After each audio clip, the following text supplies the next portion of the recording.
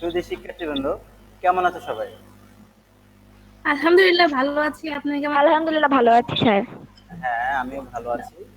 তো আহ, আজকে আমরা আলোচনা করব বাংলাদেশ ও বিশ্ব পরিচয় এই সাবজেক্ট এর ক্লাস 8 প্রথম অংশ নিয়ে আলোচনা করব। প্রথম অংশের প্রথম পাঠটি নিয়ে, অর্থাৎ প্রথম অধ্যায়ের প্রথম অধ্যায়ের পাঠ 1 নিয়ে আমরা আজকে আলোচনা করব। তো সুধী শিক্ষার্থীবৃন্দ, সবাই এই বইটি অর্থাৎ বাংলাদেশ ও বিশ্ব পরিচয় বইটি সামনে রাখবে এবং কলম তোমাদের সামনে রাখবে। যে অংশটুকু আমি বলবো আন্ডারলাইন করে নেবে। আমি অবশ্য প্রথম অবস্থায় তোমাদের এই বইয়ের থেকে আমি কিছু নোট করেছি, সেগুলো আমি প্রথমে আমরা আলোচনা করব, তারপর আমরা বইয়ে ফিরে যাব। তো সবাই বই খাতা কলম এগুলো নিয়ে প্রস্তুত হও। জি স্যার।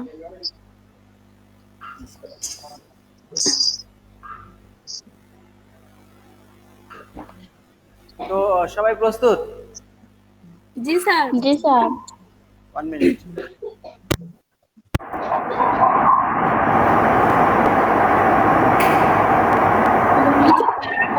বইয়ের শব্দ হচ্ছে কি স্যার?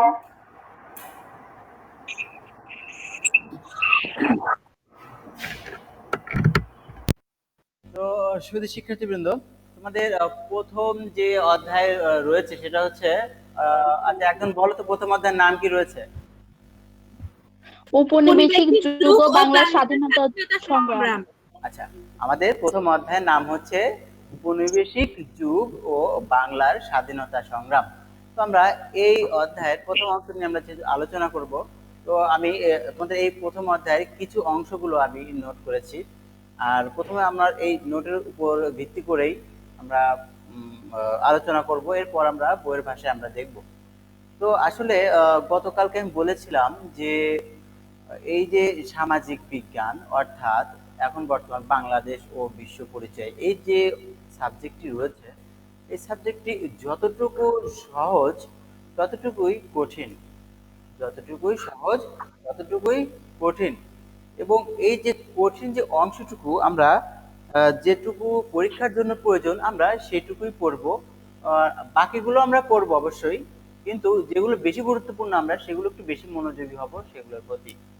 তো শুধু শিক্ষার্থীবৃন্দ, তো আমাদের প্রথম অধ্যায়ের নাম উপনিবেশিক যুগ ও বাংলার স্বাধীনতা সংগ্রাম, তাই না?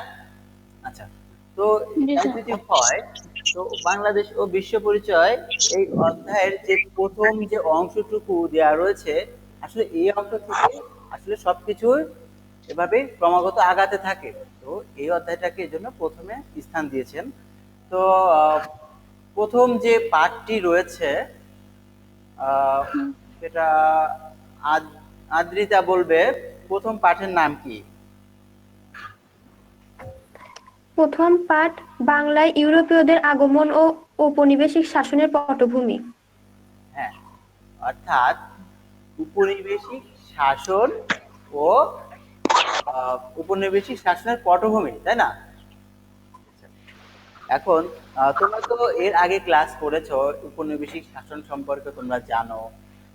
তবু আমি নিজের মতো করে একটু আলোচনা করার চেষ্টা করব।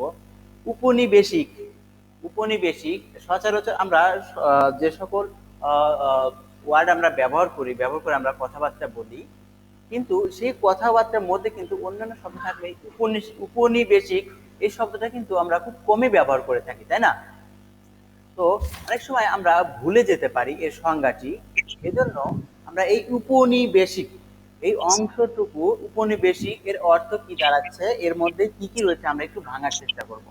যখন আমরা এটা ভাঙবো, যখন আমরা এটা বিশ্লেষণ করব, তখন আমরা খুব সহজে এটা বুঝতে পারবো, সংজ্ঞাটাও খুব সহজে আমরা মনে রাখতে পারবো। তো চলো শিক্ষার্থীবৃন্দ, আমরা সবাই উপনিবেশিক শব্দটি আমরা ভেঙে দেখি এর মধ্যে কি কি রয়েছে। প্রথমে যেটা রয়েছে উপনিবেশিক যুগ, আমরা এটা নিয়ে আমরা আমরা একটু আলোচনা করব।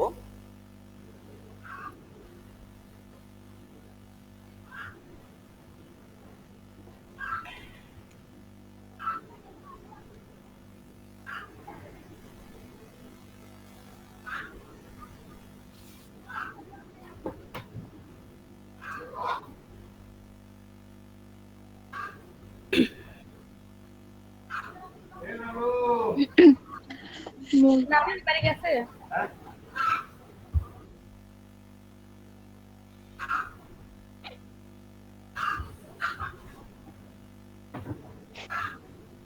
আচ্ছা, ঐশী তোর মাইক্রোফোনটা অফ কর। উপনিবেশিক, এই যে অংশটুকু উপনিবেশিক যুগ, উপনিবেশিক যুগ সম্পর্কে জানতে হলে আমাদের প্রথমে জানতে হবে উপনিবেশিক কি এ সম্পর্কে, তাই না?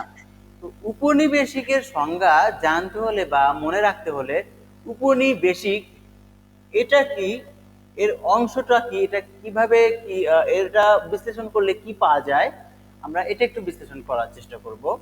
আহ, উপনিবেশিক শব্দটি এখানে দেখবে খেয়াল করে, উপনিবেশিক উপশব্দের অর্থ কি জানো? উপশব্দের অর্থ,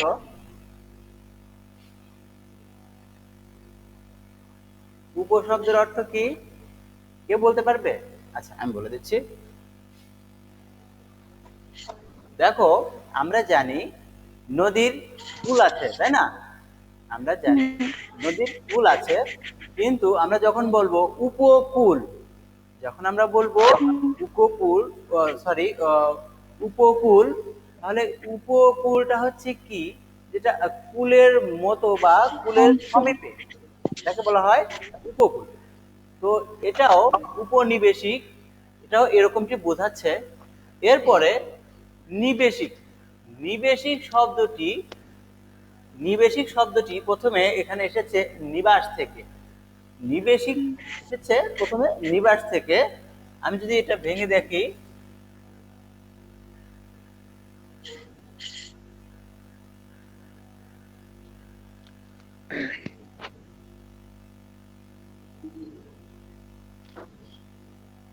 নিবাস অর্থাৎ হোম, ঠিক আছে?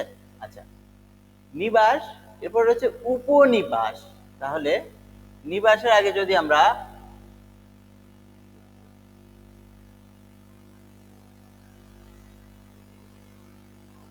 নিবাসের আগে যদি আমরা এভাবে উপটি উল্লেখ করে দেই, তাহলে নিবাসের যে একটু সাব নিবাস এরকম একটা বোঝায়, তাই না? তো সেক্ষেত্রে এটা এটা দাঁড়াবে,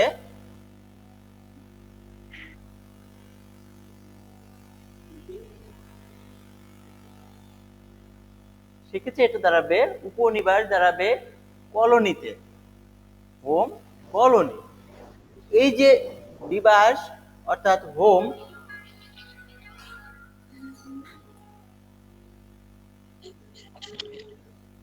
এই যে নিবাস শব্দের অর্থ রয়েছে, সরি, হোম অর্থাৎ নিবাস, কলোনি অর্থাৎ উপনিবাস।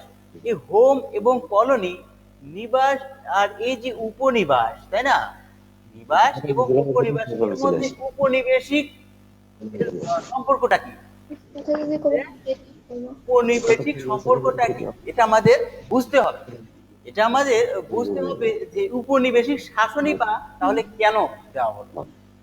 আমরা উপনিবেশিক শাসন হিসেবে আমরা এভাবে জানি যে বহিরাগত দেশ, বহিরাগত দেশ, নোট করতে পারো, বহিরাগত দেশ বা বহিরাগত গোত্র বা বহিরাগত যে কোনো শক্তি কর্তৃক যখন একটি দেশ বা নির্দিষ্ট একটি অঞ্চল বা নির্দিষ্ট একটি গোত্র শাসিত হয়, তখন তাকে উপনিবেশিক শাসন বলা হয়। তো উপনিবেশিক শাসনটা কেন বলা হচ্ছে? নিবাস, হোম, উপকলোনি, অর্থাৎ এরা অন্য জায়গা থেকে, অন্য কলোনি থেকে এরা শাসন করছে অন্য এলাকায়, যার কারণে যে যুগে তারা এই শাসন ব্যবস্থাটি চালিয়েছে সেটাকে বলা হচ্ছে যুগ। আমরা যদি উপনিবেশিক যুগের সংজ্ঞা যদি আমরা খুঁজতে যাই, তাহলে সংজ্ঞাটি কেমন দাঁড়াবে, কেউ কি বলতে পারবে? কোন বৈদেশিক দেশ অথবা শক্তি যদি অন্য কোন দেশের ওপর শাসন করে তাহলে তাকে উপনিবেশিক শাসন বলে। আচ্ছা, শাসন বলা হয়, আমি প্রশ্নটি করেছিলাম এরকম ভাবে, তাহলে উপনিবেশিক যে যুগ, তাহলে যুগটা তাহলে আমরা কিভাবে, যদি এভাবে আমরা সংজ্ঞা আসে, তাহলে আমরা কিভাবে দিতে পারি? যেই সময়ে যেই সময়ে এই উপনিবেশিক শাসনটি এভাবে চালানো হয় সেই সময় বা সেই যুগকে বলা হয় উপনিবেশিক যুগ, তাই না? আচ্ছা, তো জি স্যার। উপনিবেশিক যুগ সম্পর্কে আমরা অনেকেই আমরা পড়েছি, জানি। তো আচ্ছা, ওয়ালাইকুম আসসালাম। আচ্ছা, স্যার কথাটা আবার একটু বলেন। সরি,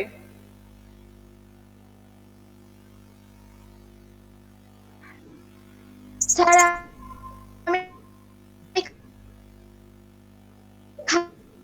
আটকে যাচ্ছে।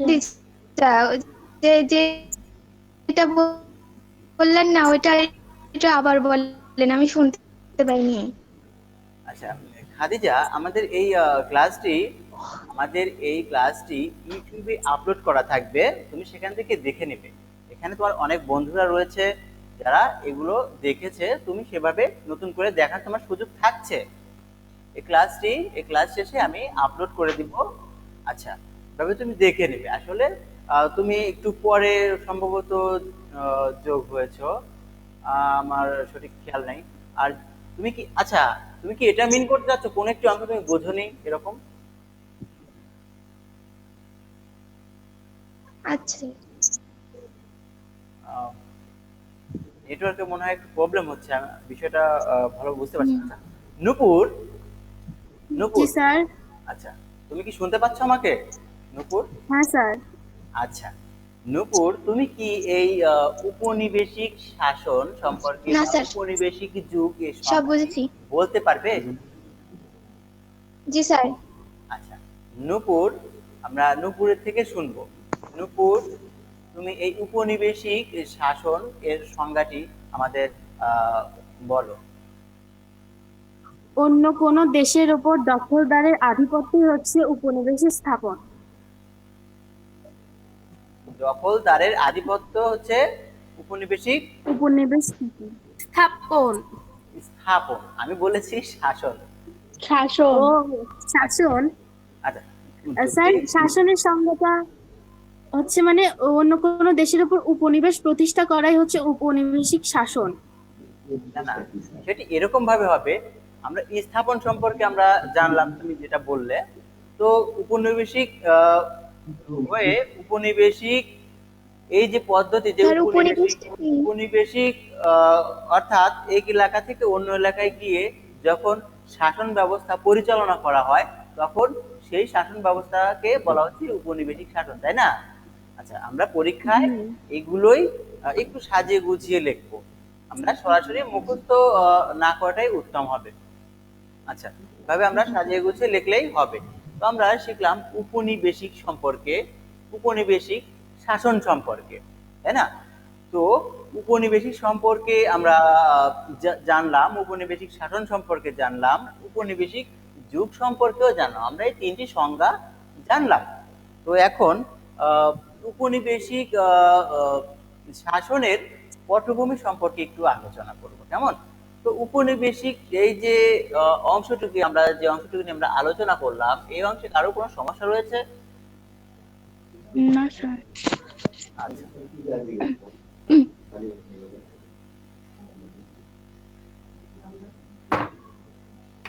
এবারে আমরা আলোচনা করব উপনিবেশিক শাসনের পটভূমি।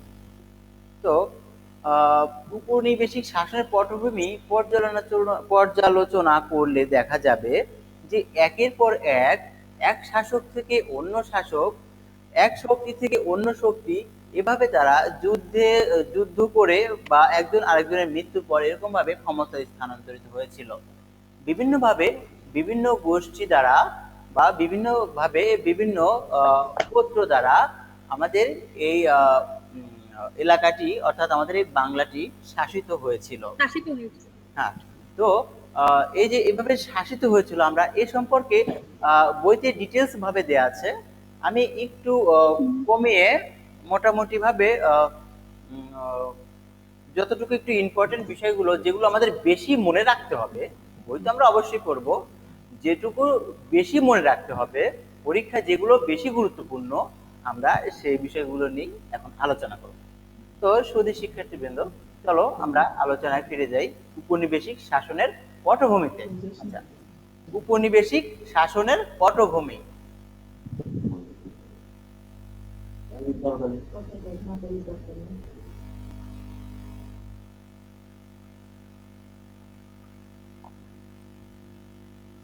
পটভূমি, আমরা যদি পটভূমি আমরা পর্যালোচনা করি, পটভূমি পর্যালোচনা করলে দেখা যাবে যে বাংলায় সর্বপ্রথম শাসন করে, বলতে পারবে কারা?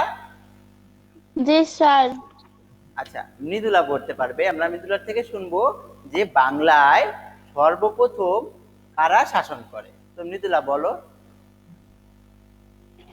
স্যার প্রথমে শাসন করেছে মৌর্য। মৌর্য শাসক, তাই না? আচ্ছা, থ্যাংক ইউ। G sir. প্রথমে শাসন করে মৌর্যরা। একটু বেশি জায়গা লাগবে, যার কারণে একটু আমি মুছে দিলাম।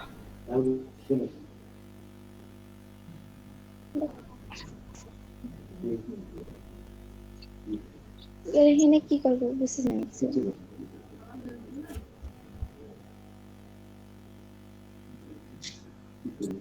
প্রথমে শাসন করে মৌর্য শাসকরা, তাই না? জি স্যার। এখন আমাদের প্রথমে এটা অবশ্যই মনে রাখতে হবে, বাংলায় সর্বপ্রথম শাসন করে মৌর্য শাসক, খুবই ইম্পর্টেন্ট। আচ্ছা, এরপরে আমরা দেখব এই যে মৌর্যরা যে শাসন করছে, এই মৌর্য দের মধ্যে যে শাসক ছিল, তার নামটি আমরা জানবো। কেউ কি বলতে পারবে? অশোক। স্যার পারবো, সম্রাট অশোক। অসংখ্য বলেছি। ধন্যবাদ যারা উত্তরটি দিতে পেরেছো। হ্যাঁ, এর শাসক ছিল অশোক।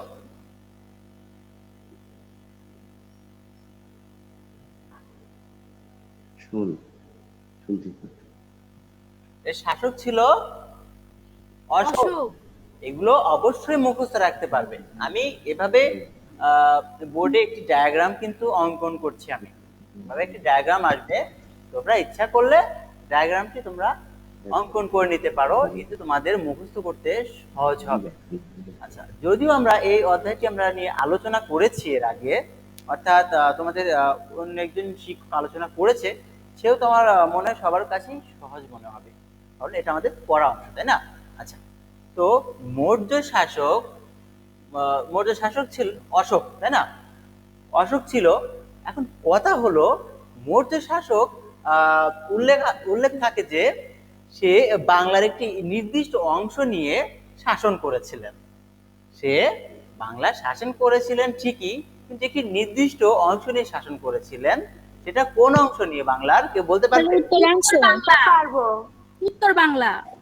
আচ্ছা, ওর রানী বলেছো, ঐশী বলেছো। আচ্ছা, যেটা সবাই যারাই বলেছো অসংখ্য ধন্যবাদ। তো তারা শাসন করেছিল বাংলার উত্তর অংশ।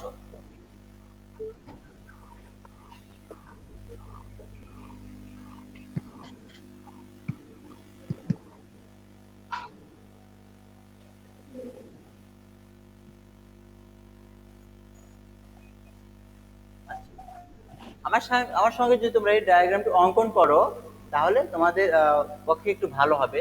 প্রয়োজনে তোমরা ইউটিউব থেকে দেখে নিয়েও করতে পারো। আচ্ছা, মৌর্য শাসক অশোক, তিনি শাসন করেছিলেন বাংলার উত্তর অংশ। এখানে এভাবেও তোমরা লিখে নিতে পারো যে তোমাদের বইতে আছে, সে ছিল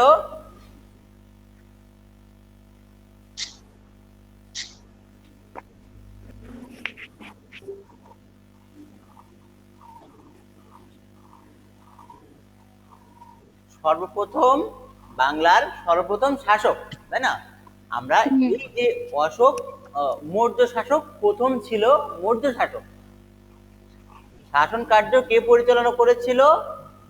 অশোক। অশোক। সম্রাট অশোক। কোন এলাকাটুকু সে শাসন করেছিলেন? উত্তর বাংলা। উত্তর বাংলা। উত্তর বাংলা, গুড।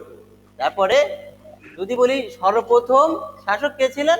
মৌর্য শাসক, তাই না? অশোক। আচ্ছা, মৌর্য শাসক অশোক।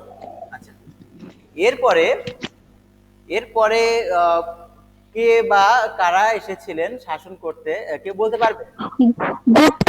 স্যার গুপ্ত। সম্রাট। আচ্ছা, সবাই আমরা দেখছি খুবই ভালো জানেন। স্যার পারবো। বলছি তো। তো আমরা উত্তর সবাই পারবে। তো সবাই খুব ভালোভাবে পড়াশোনা করেছে দেখছি। তো এরপরে আসবে গুপ্ত শাসক।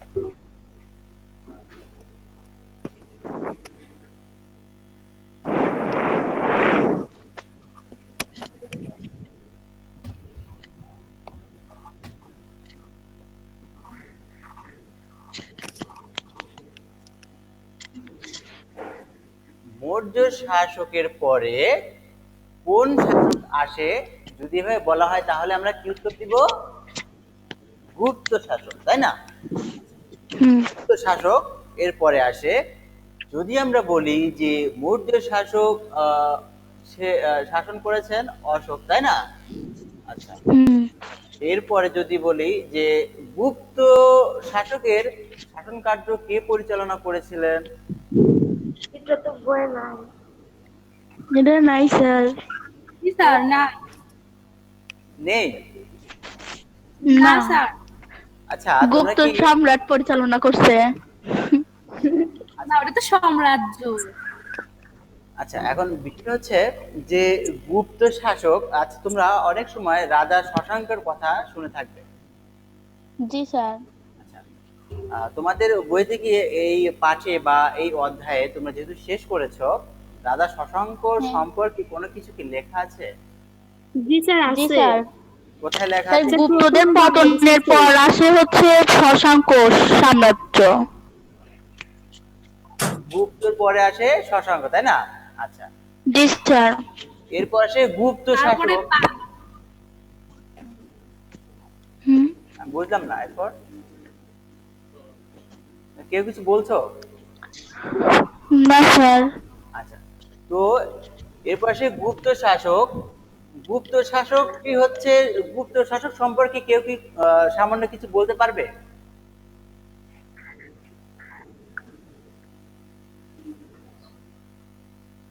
গুপ্ত শাসক।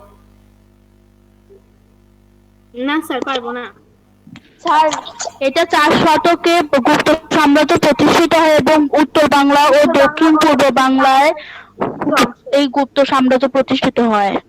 আচ্ছা, অধিকার আসে। আমরা শুধু ওই একই। বেশি গুরুত্ব দিয়ে পড়বো শুধু এটুকু। হ্যাঁ, ধন্যবাদ, অনেক ধন্যবাদ। মৌর্য শাসকের পরে সে গুপ্ত শাসক। এরা এর শাসন ব্যবস্থার পরে যে শাসন ব্যবস্থাটি আসে, আমি এখন যেটা বলবো এটা স্যার কে? স্যার আমি দিহান। আচ্ছা, স্যার গুপ্তরা খ্রিস্টপূর্বে আসছিল না? না, চার না শতকে। না, খ্রিস্টপূর্বে এসেছিল আর্যরা। খ্রিস্টপূর্বে ও, আসছিল আচ্ছা। শুধু আর্য। মৌর্যরাও খ্রিস্টপূর্বে। আচ্ছা, 300 শিক্ষার্থীবৃন্দ, সাইলেন্ট খ্রিস্টপূর্ব প্লিজ, 3য় শতকে। Silent please. আমরা প্রথম অবস্থায় আমাদের বইটি অধ্যয়ন করতে যাতে সুবিধা হয় সেজন্য আমরা একটি ডায়াগ্রাম অঙ্কন করছি। আমরা এটা নিয়ে একটু সামান্য কিছু আলোচনা করছি। পরবর্তীতে আমরা বিস্তারিত পড়বো আমাদের বইতে, কেমন? তো এখন বলো, এই গুপ্ত শাসক, মৌর্য শাসকের পর আসে গুপ্ত শাসক, এটুকুই জাস্ট মনে রাখবে। এরপরে গুপ্ত শাসকের পরে আমি যে শাসকের কথা এখন বলবো এটা খুবই গুরুত্বপূর্ণ। এটা ভালোভাবে অধ্যয়ন করতে হবে আমাদের। আমি তোমাদের একটু আগে বলেছি রাজা শশাঙ্কের কথা, তাই না? জি স্যার। জি স্যার। এরপরে যে শাসক আসে তার নাম কি? শশাঙ্ক। মিদ্রা, তোর ওই জায়গা থেকে কিরকম যেন শব্দ আসতেছে, তোর কথাটাই কিরকম যেন শোনাচ্ছে। মানে ওই যে মানে নিঃশ্বাসের শব্দ হচ্ছে আর কি। হ্যাঁ, মাউথ পিস একদম মুখের সাথে আছে।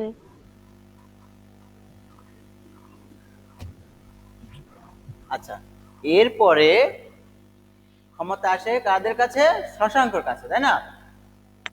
বাংলা। এবং এই শশাঙ্কের সম্পর্কে কিছু বলতে পারবে? এই শাসন সম্পর্কে এনিবডি? এর প্রথম এটা বাঙালি স্যার শাসক। প্রথম বাঙালি শাসক। হ্যাঁ, জি স্যার। এটা কিন্তু খুবই ইম্পর্টেন্ট যে সর্বপ্রথম বাঙালি শাসক, তাই না? জি স্যার। রাজা জি, শশাঙ্ক স্যার। সম্পর্কে আমরা একটু যদি বলি, সেটা হচ্ছে তিনি সর্বপ্রথম সুন্দর সুশীল ভাবে সুষম বন্টন থেকে শুরু করে আহ, স্বাধীনতা সুশৃঙ্খল ভাবে তিনি শাসন কার্য চালান। তিনি মাত্র 30 বছর শাসন কার্য চালিয়েছিলেন। তিনি মাত্র 30 বছর 30 বছর। ছিলেন। প্রথম বাঙালি শাসক ছিলেন তিনি। তিনি ছিলেন প্রথম বাঙালি শাসক। বাঙালি সরকার। ঠিক আছে, তিনি ছিলেন জি স্যার। প্রথম বাঙালি শাসক। তাহলে এই সম্পর্কে আমরা কি জানতে পারি? আহ, আচ্ছা, প্রথম বাঙালি।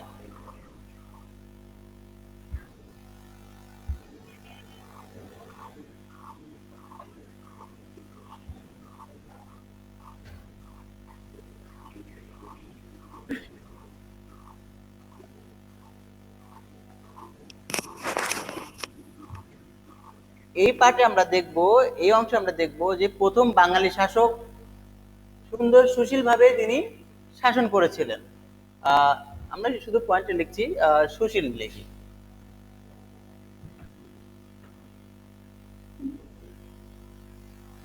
আচ্ছা, সুশীল প্রথম বাঙালি শাসক।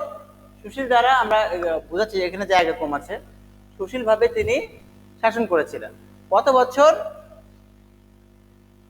30 বছর। 30 বছর। আমরা এভাবে এরপর 30 লিখলাম। আর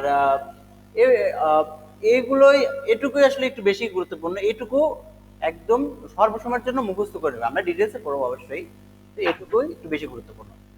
এরপরে এরপরে শশাঙ্কের মৃত্যুর পর বাংলায় একটি অরাজকতার সৃষ্টি হয়ে যায়। জি বাংলায় স্যার। অরাজকতার সৃষ্টি হয় এবং এরপরে প্রায় প্রায় 100 বছর বাংলায় কোনো স্থায়ী রাজবংশ ছিল না। তাহলে এই শশাঙ্কের পরে কিন্তু একটি গুরুত্বপূর্ণ কথা রয়েছে, সেটা হচ্ছে এই শাসন ব্যবস্থার পরে বাংলায় প্রায় 100 বছর, আমরা একটু এভাবে দেখব।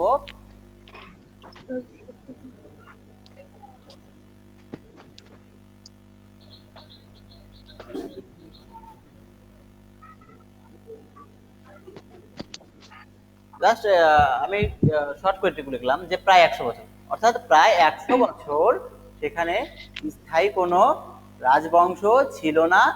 জোরজার মুল্লুকতার একটা কথা আছে না, তো সেই জি স্যার। কথার উপর সেই কথার উপর ভিত্তি করেই আসলে তখন শাসন ব্যবস্থাটি চলেছিল। এখন মনে করো যে দিহানের জোর বেশি, সবার চেয়ে ধরো দিহানের জোর বেশি, জোর বেশি, সে একাই মনে করো সবকিছু দখল করছে, কথার কথা।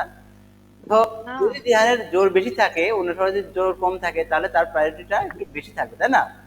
তো ধরো এরপরে দিহানের শক্তি বেশি ছিল, তখন মনে করো দিহান শাসন কার্য চালিয়েছে। এরপরে মৃদুলার শক্তি বেশি হয়েছে, ধিয়ানকে পরাজিত করে মৃদুলা এসেছে, এরকম ভাবে চলতেই থাকে। বাট কোনো স্থায়ী রাজবংশ ছিল না। ছিল না। কথা চলতে থাকে। হ্যাঁ সরি, স্যারও বললো অরাজকতা চলতে থাকে। হ্যাঁ, অরাজকতা সৃষ্টি হয় এবং এরপর প্রায় 100 বছর বাংলায় কোনো স্থায়ী রাজবংশ ছিল না। যেগুলো বেশি ইম্পর্টেন্ট আমি কিন্তু জাস্ট সেগুলো আমি বলছি। আচ্ছা, এরপরে এরপরে আসে কোন শাসন ব্যবস্থা, কেউ বলতে পারবে? অর্পিতা পারবো স্যার। পাল। স্যার অর্পিতা বলুন। পাল রাজবংশ। এরপরে পাল বংশ না?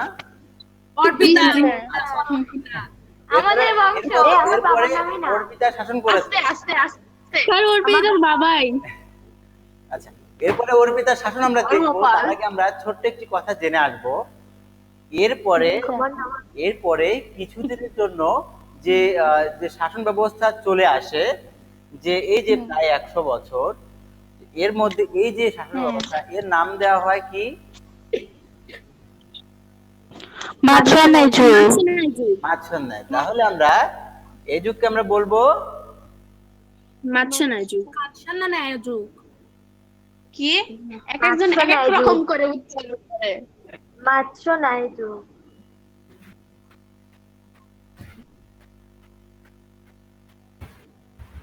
মার্চন্যায় যুগ অর্থাৎ আইন বিবর্তিত, জোরজার মুল্লুকতার।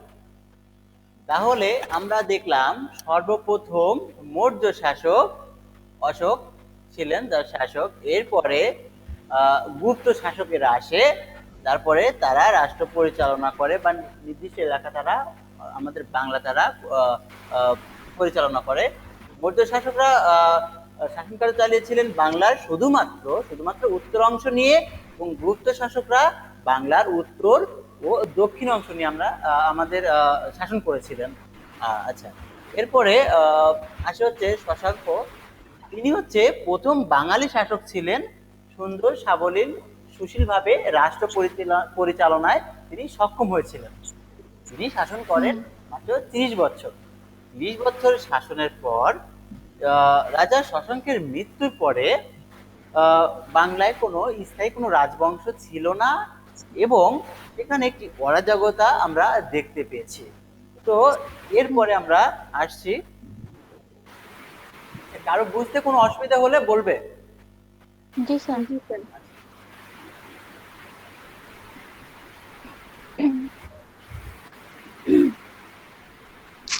ঐশী শব্দ হচ্ছে। বৃষ্টির শব্দ শোন, ভালো লাগবে নি। বৃষ্টি হচ্ছে তোদের এখানে? কোথায় বৃষ্টি হয়? রাঙালিয়া। রাঙ্গালিয়া, রাঙ্গালিয়া। কোথায়? আপনার বাসায়? আমাদের বাসায়। গতকালকের মতো তাহলে তো আজকে মনে হয় ধানগুলো ভিজে যাবে। আমাদের এখানে মেঘ, কিন্তু এক ফোঁটাও বৃষ্টি নাই। বৃষ্টিও হয় নাই। প্রাইভেটে যাওয়ার জন্য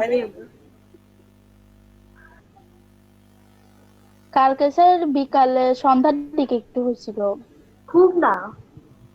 আমাদের এখান দিক বৃষ্টি হয়েছিল। আমাদের ওদিকে দুপুরের আগে বৃষ্টি হয়েছিল। আচ্ছা, যাই হোক, আমরা মাছন্যায় পর্যন্ত আমরা দেখলাম, তাই না? এরপরে কার শাসন আমল দেখবো? অর্পিতা, তাই না? পাল। আচ্ছা, আমার বাবার। এবার দেখি অর্পিতারা কিভাবে শাসন কার্য চালিয়েছে। অর্পিতা, তাই না? অর্পিতা লিখবো না পাল বংশ? অর্পিতার বাবার নামও ধর্মপাল। বলো। স্যার আমার পাল বংশ লিখে ব্র্যাকেটে অর্পিতা লেখে। আচ্ছা, এরপরে তাহলে আমরা পাল রাজবংশ নিয়ে আমরা আলোচনা করবো, কেমন? তাহলে এর পূর্বে ছিল কোনটা বলো? না না, পাল রাজবংশ আসার পূর্বে শশাঙ্ক। মাছন্যায়, ঠিক আছে? মানে ওটা কোন যুগ স্যার? মানে ওদের আসার আগে তো শশাঙ্করই রাজত্ব ছিল। আচ্ছা, তার মধ্যে ছিল মাছন্যায় শশাঙ্কর যুগ। পরে যে অবস্থাটি সৃষ্টি ছিল সেটা হচ্ছে সে সম্পর্কে আমরা ডিটেইলস আমরা জেনেছি। সেই যুগটি বলা হচ্ছে মাছন্যায়, অর্থাৎ এখানে স্থায়ী কোনো রাজবংশ ছিল না, তাই না? হ্যাঁ। দেখুন, রাজবংশ ছিল না। জোরদার মুল্লুকতার এই কথার উপর ভিত্তি করে অনেকেই শাসন কার্য চালিয়েছে, তাই না? তো পালদের আগে তো তারাই ছিল, তাই না? হ্যাঁ। জি স্যার। আচ্ছা, এরপরে আমরা আসবো হচ্ছে পাল রাজবংশ নিয়ে।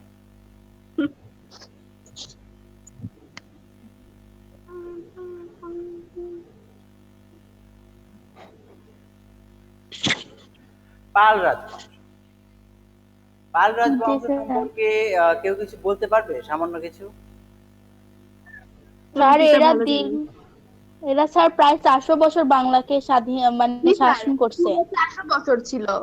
আচ্ছা, ধন্যবাদ, অসংখ্য ধন্যবাদ বিহান এবং মৃদুলাকে। এরা শতকের মাঝ ছিল। পর্বে হ্যাঁ, শুনতে পাইনি। বন্ধুদের সাথে ধন্যবাদ পাই, পরে একটা কথা লাগে। আচ্ছা, পাল রাজবংশ এরা শাসন করেছিল কত বছর তাহলে? 400, তাই না? জি স্যার। 400, প্রায় 400 বছর। তারা কোন ধর্মাবলম্বী ছিল? বৌদ্ধ, তাই না? তাহলে এই পাল রাজবংশ আসার পরে তারা কি করলো?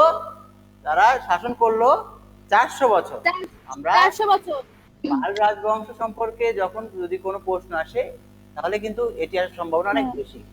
তাহলে সেক্ষেত্রে পাল রাজবংশ সম্পর্কে আমরা জানতে হলে আমরা একটু বেশি ভাবে ভালোভাবে মনে রাখবো, এটা এরা শাসন করে 400 বছর। প্রায় 400 বছর। 400 বছর। যদি বলা হয় তারা কোন ধর্মাবলম্বী ছিল তাহলে বৌদ্ধ। বলতে হবে, বলো। বৌদ্ধ। বৌদ্ধ।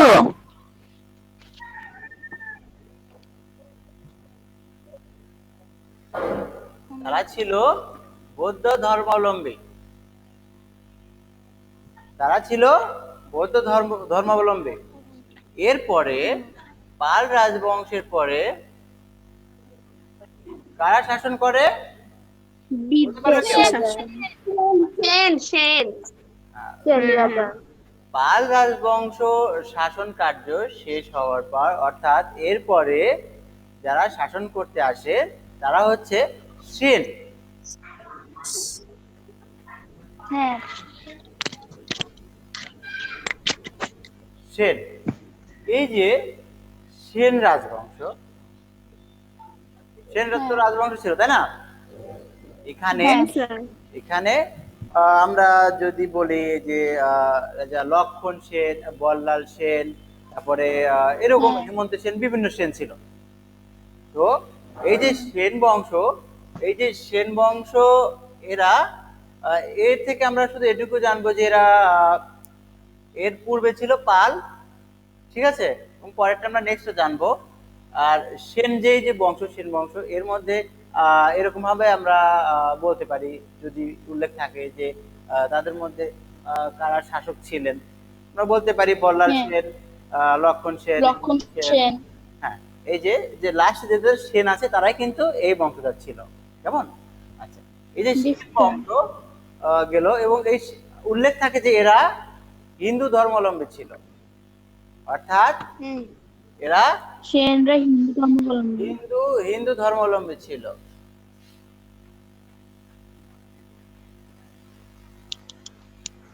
এখন একটি বিষয় কিন্তু তোমাদের মাথায় রাখতে হবে, তোমাদের প্রথম অবস্থায় মাথায় রাখতে হবে যে যারা শাসন করছে যে অংশ, অর্থাৎ ধরো যে পাল রাজবংশ, সেন রাজবংশ, এই যে রাজবংশগুলো শাসন করছে, এই শাসন ব্যবস্থার কিছু অংশ জানতে হবে। যেমন ধরো পালরা শাসন করেছে 4 বছর, এটা জানতে হবে। এরপরে এরা বৌদ্ধ ধর্মাবলম্বী ছিল, এটা জানতে হবে। সেন বংশের কারাগার শাসন করেছিল আমরা জানি, আমরা সেটা বললাম। এরপরে তারা কোন ধর্মাবলম্বী ছিল? হিন্দু। আর আরেকটি বিষয় কিন্তু ভালোভাবে মুখস্থ রাখতে হবে, সেটা হচ্ছে যে কোন শাসন ব্যবস্থার পরে কোন শাসন ব্যবস্থা আসছে, ঠিক আছে? কোন শাসন ব্যবস্থা করে কোন শাসন ব্যবস্থা আসছে আমরা এটা দেখব। এই যে সেন পর্যন্ত, এই যে সেন পর্যন্ত আমরা যে শাসন ব্যবস্থাগুলো দেখলাম, ঠিক আছে, এই যে শাসন ব্যবস্থাগুলো ছিল আমরা দেখেছি, অপর মানে মুছে দিয়েছি আমরা যদিও। এই যে শাসন ব্যবস্থাগুলো দেখলাম এগুলো ছিল প্রাচীন শাসন ব্যবস্থা, এগুলো ছিল প্রাচীন শাসন ব্যবস্থা। এই শাসন ব্যবস্থা শেষ হওয়ার সাথে সাথে প্রাচীন শাসন ব্যবস্থা শেষ হয়ে যায় এবং শাসনের নতুন, অর্থাৎ এই যে শাসন ব্যবস্থা, এই শাসন ব্যবস্থায় নতুন মাত্রা যুক্ত হয়, শাসন ব্যবস্থায় নতুন মাত্রা যুক্ত হয়। এটুকু পর্যন্ত আমরা জেনে রাখবো। এরপরে যে শাসন ব্যবস্থাগুলো শুরু হয় আমরা সেগুলো সম্পর্কে জানবো।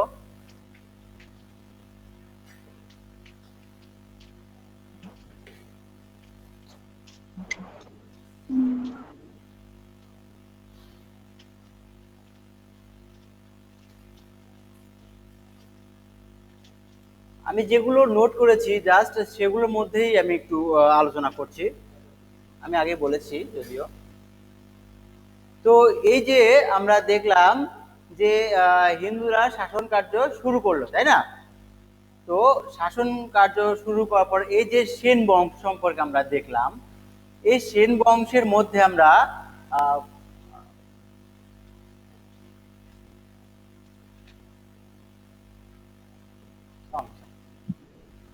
তো এই সেন বংশের মধ্যে স্যার এই ফ্যানটা দেন না। হ্যাঁ।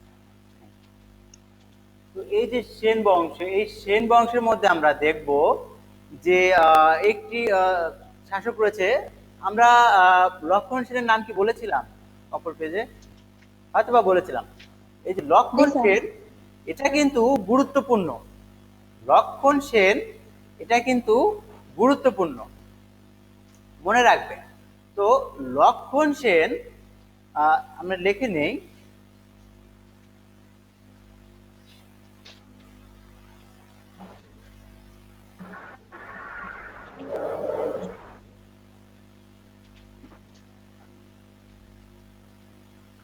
লক্ষণ সেন, লক্ষণ সেনের শাসন ব্যবস্থা আমরা পর্যালোচনা করলে এমন আমরা পাবো যে তিনি ছিলেন সেন সেন বংশের সর্বশেষ শাসক। তাহলে তিনি ছিলেন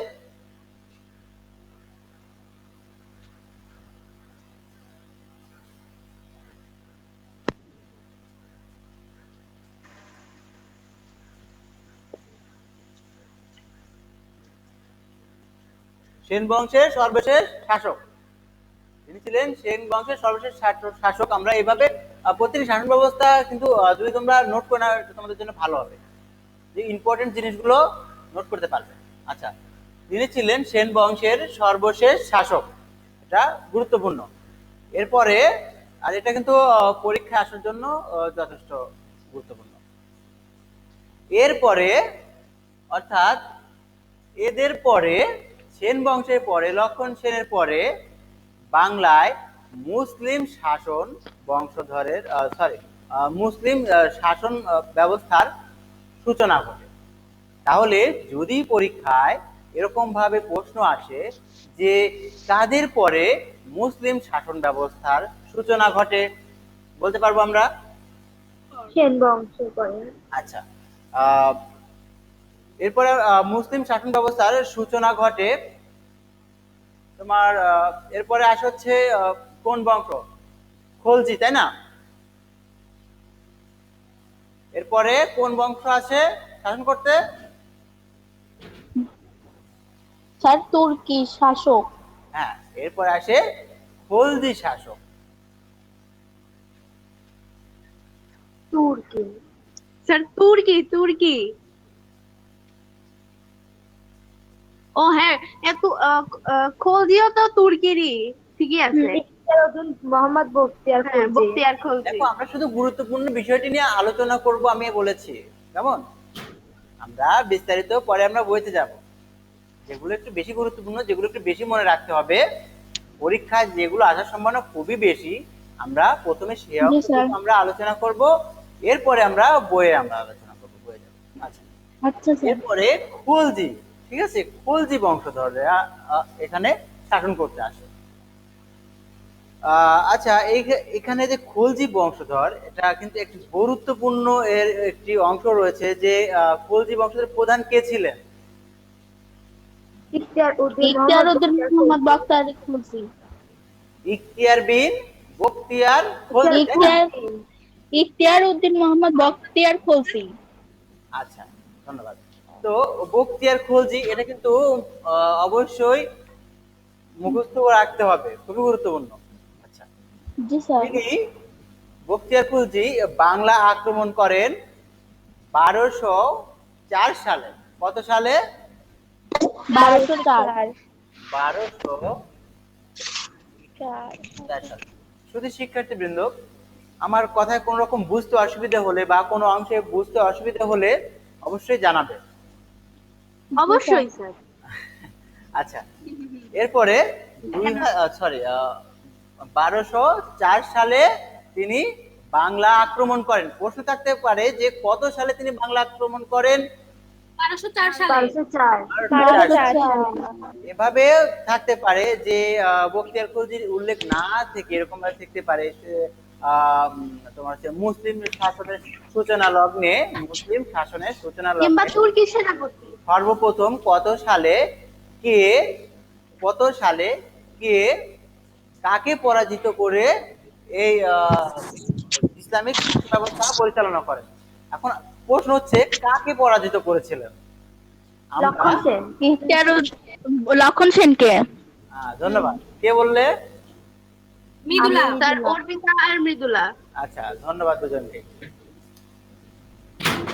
আমরা দেখেছি এক শাসক পর অন্য শাসকেরা শাসন করেছে, তাই না? এক শাসকের পর অন্য শাসকেরা শাসন করেছে। তো যখন এক শাসক কে এক শাসক ছেড়ে অন্য শাসকের প্রতি যে শাসন ব্যবস্থা এসেছিল, এই যে শাসন ব্যবস্থা ইনি ছিলেন এর পূর্বে, তাই না? এর পূর্বে এরপরে আসে ইনি। তাহলে ইনি কি অত সহজেই ক্ষমতা হস্তান্তর করেছিলেন? তা কিন্তু নয়। প্রত্যেকটি মাঝে দেখা যায় যে সংঘর্ষ বা যুদ্ধের সংগঠিত হয়, যে হেরে যায় তাকে ক্ষমতা ছেড়ে দিতে হয়। তো এভাবে ইখতিয়ার বিন বখতিয়ার খলজি নাকি ইখতিয়ার উদ্দিন মোহাম্মদ বখতিয়ার খলজি। আচ্ছা ঠিক আছে, আমরা তুমি নামটা কিন্তু কণ্ঠস্বরটা আস্তে করে কও। হ্যাঁ, ওকে। ইখতিয়ার বিন বখতিয়ার খলজি নাকি? উদ্দিন। জি স্যার। আচ্ছা ঠিক আছে, আমরা সবসময় সাবলীল ভাষা ব্যবহার করব। আচ্ছা, জি স্যার। এরপরে ইনি লক্ষণ সেনকে পরাজিত করেন। লক্ষণ সেনকে পরাজিত করেন। পরাজিত করেন। তিনি শাসন করেছিলেন কত বছর জানো? 2 বছর। তিনি শাসন করেছিলেন 2 বছর। যদি আমাদের প্রশ্ন আসে যে কত বছর তিনি শাসন করেছিলেন, তাহলে 2 বছর যদি সে যদি 2 শাসন করে বছর। থাকে, তাহলে কত সাল থেকে কত সাল পর্যন্ত? তাহলে আমরা এই 1204 চারের সঙ্গে আমরা 1204 থেকে যদি যোগ যদি 1206 করে দেই, তাহলে কত দাঁড়ায়? 504 থেকে 6। তাহলে 1206 দাঁড়াবে। জি স্যার। তাহলে 1204 থেকে 1206 পর্যন্ত শাসন ব্যবস্থা ছিল কার? ইখতিয়ার উদ্দিন মোহাম্মদ বখতিয়ার খলজি, অর্থাৎ তুর্কি সেনাপতি। হ্যাঁ, তো খলজি বললেই তো হবে, তাই না স্যার? আমরা একটু ডিটেলসে প্রশ্ন ভালোভাবে না, উত্তম ভাবে প্রশ্নের উত্তর দেওয়ার চেষ্টা করব। আচ্ছা, এরপরে সেখানে আলোচনা পর্যালোচনা করলে দেখা যায় যে তখনকার সময়ে তোমার ইসলামিক সুফি সাধক যারা আছেন তারা এই এলাকাতে আসেন সে সময়ে, এবং তখনকার সময়ে নিম্ন বর্ণের হিন্দু সম্প্রদায় অত্যাচারিত হয়েছিল। এবং একই সময়ে এই যে ইসলাম ধর্মাবলম্বী সুফি সাধক যারা এসেছিলেন তারা ইসলাম প্রচার করেছিলেন, এবং তখন অনেক হিন্দু ধর্মাবলম্বী দলে দলে ইসলাম ধর্ম গ্রহণ করেছিলেন, ধর্মান্তরিত হয়ে ইসলাম ধর্ম গ্রহণ করেছিলেন। আচ্ছা, এরপরও 1338 সাল পর্যন্ত বিভিন্ন মুসলিম শাসকের বাংলায় আগমন ঘটে, বা বিভিন্ন মুসলিম শাসক বাংলা শাসন করে। কত সাল পর্যন্ত? 1338।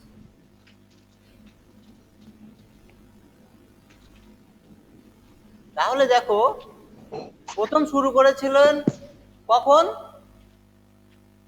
1204। আর শেষ হয়েছিল কত? 1338, তাই না? আচ্ছা, এরপরে কোন শাসন আমল আসে?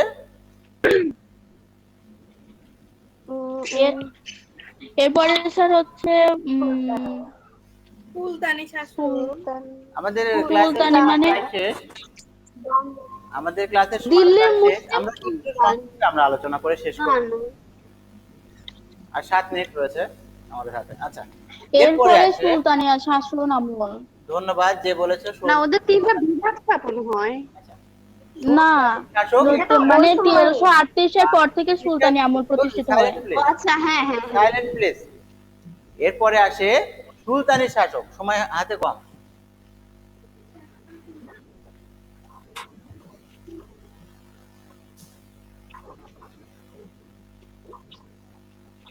এরপরে আসে সুলতানি শাসক। হ্যাঁ, তো আমরা সুলতানি শাসক সম্পর্কে আমরা কিছু গুরুত্বপূর্ণ বিষয়গুলো জেনে নেব। তারা এখানে তো এটা শেষ হয়েছে তাই না, তাহলে এর শুরু হবে কোথায় থেকে?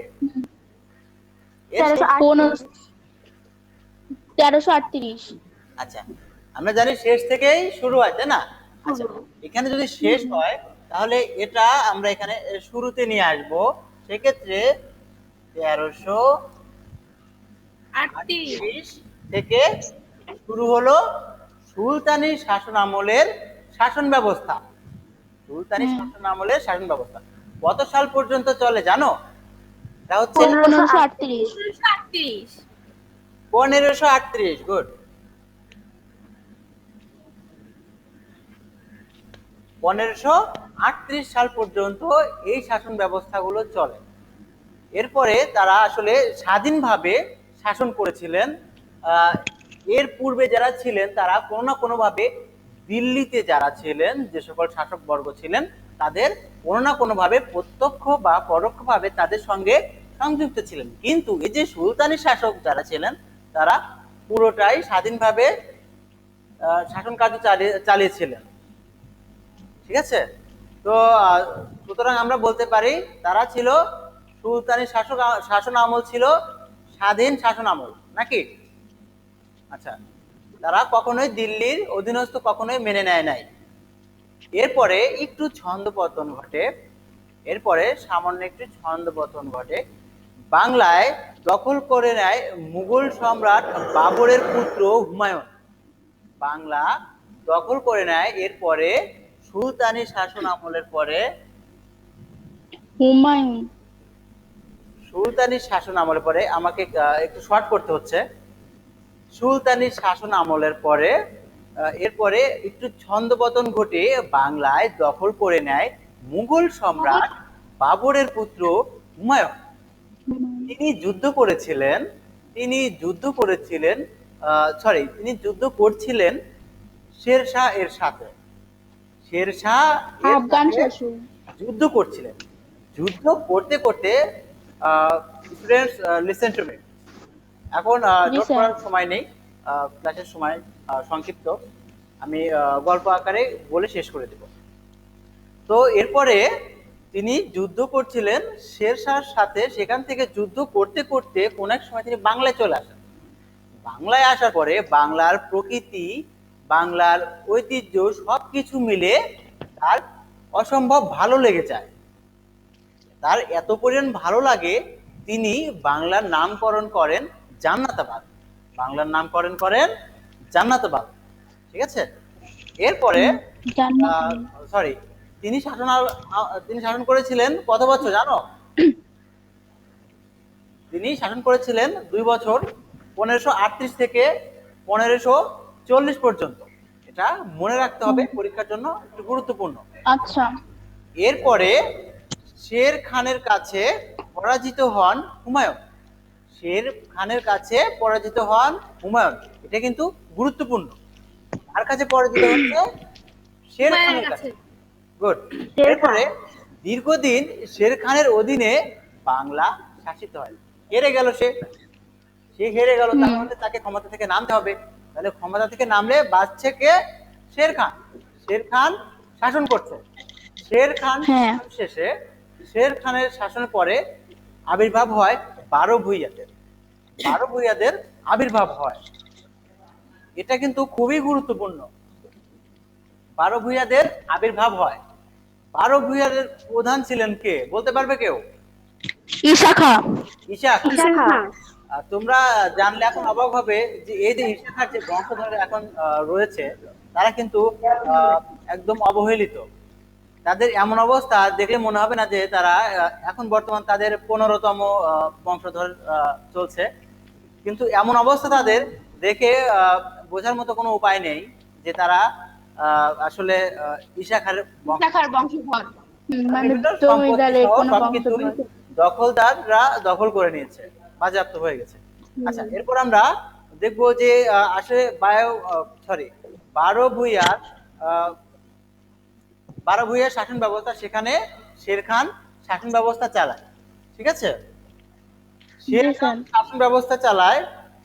এরপরে এই যে বারো ভূঁইয়া,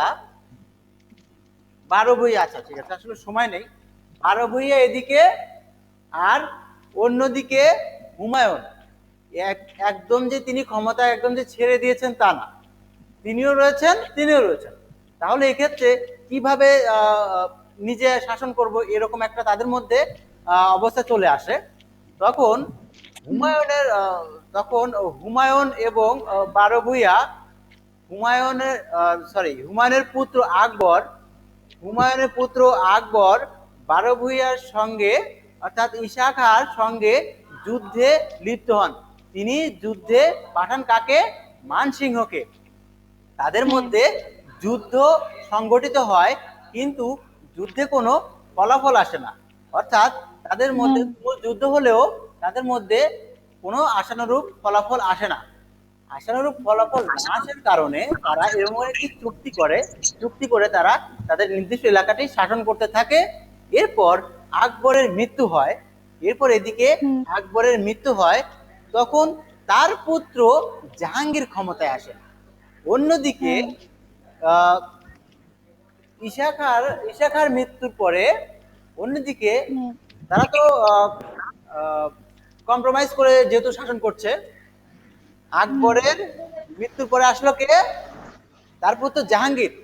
এদিকে ঈশা খাঁর মৃত্যুর পরে তার পুত্র আসলো মুসা খাঁ আসলো, এদিকে জাহাঙ্গীর আসলো। কিন্তু তাদের পিতা যে কম্প্রোমাইজ করে তাদের পিতারা এই দেশ শাসন করেছিলেন, তারা এটা মেনে নিতে পারলেন না। তারা এটা মেনে নিতে না পারলে তারা নতুন করে যুদ্ধ সংগঠিত হয়। সেটা হয় 1610 সালে। এটা নোট করে রাখবেন। 10 সালে। এরপরে এই যে জাহাঙ্গীরনগর মুসা খাঁর সঙ্গে যুদ্ধে লিপ্ত হচ্ছে, সেখানে সৈন্যসমূহ নিয়ে পাঠালেন ইসলাম খানকে। ইসলাম খান চিশতি। আর এই যে জাহাঙ্গীরনগর, আমরা বলে থাকি ঢাকাকে, এই জাহাঙ্গীরনগর নাম করা হয়েছিল আমরা যে জাহাঙ্গীর সম্পর্কে জানলাম, অর্থাৎ আকবরের পুত্র সম্রাট জাহাঙ্গীর। এই জাহাঙ্গীরের নাম অনুসারেই আমাদের বর্তমান আমরা জানি যে ঢাকার আরেক নাম বা পূর্বের নাম ছিল জাহাঙ্গীরনগর। সেই জাহাঙ্গীর। এরপরে আসে নবাব বংশ। এই বংশের সর্বশেষ নবাব ছিলেন সিরাজউদ্দৌলা, এবং তিনি 1756 থেকে তাই না, 1756 থেকে 1757 সাল পর্যন্ত তিনি শাসন করেছিলেন। তাদের এরপরে ইংরেজদের আধিপত্য শুরু হয়, তাদের ফ্যামিলির লোকজন থেকে শুরু করে সবাই তার বিরোধিতা করে। আমরা গত ক্লাসে এর বিস্তারিত ঘটনা সম্পর্কে আমরা গল্প করে আমরা শিখেছিলাম, তাই না? তো আজকে গল্পটা একটু বেশি বর্ণনা হলেও এর মধ্যে অনেক গুরুত্বপূর্ণ অংশগুলো রয়েছে, তোমরা এগুলো ভালো করে দেখে নেবে, বই ফলো করবে। এখন নেক্সট ক্লাস শুরু হচ্ছে, আমাদের সকলের প্রিয় জাহাঙ্গীর স্যার, তিনি তোমাদের গণিত ক্লাস নেবেন। আর সবাই গণিত ক্লাসের জন্য প্রস্তুতি নাও, এবং আগামীকালকে আমরা এই বইয়ের আমরা যে অংশগুলো নিয়ে অর্থাৎ পার্ট 1 নিয়ে আলোচনা করলাম, বইতে কিভাবে দেয়া আছে আমরা ফলো করব। আগামী ক্লাসে আমরা বই ফলো করব, দেখব আমরা বইতে কিভাবে দেয়া আছে। তো শুধু শিক্ষার্থীবৃন্দ, সবাই সে পর্যন্ত ভালো থেকো, সুস্থ থেকো, সুন্দর থেকো। দেখা হবে একই সময়ে আগামী ক্লাসে। ধন্যবাদ সবাইকে। আসসালামু আলাইকুম। ওয়ালাইকুম স্যার আসসালামু আলাইকুম। আসসালাম।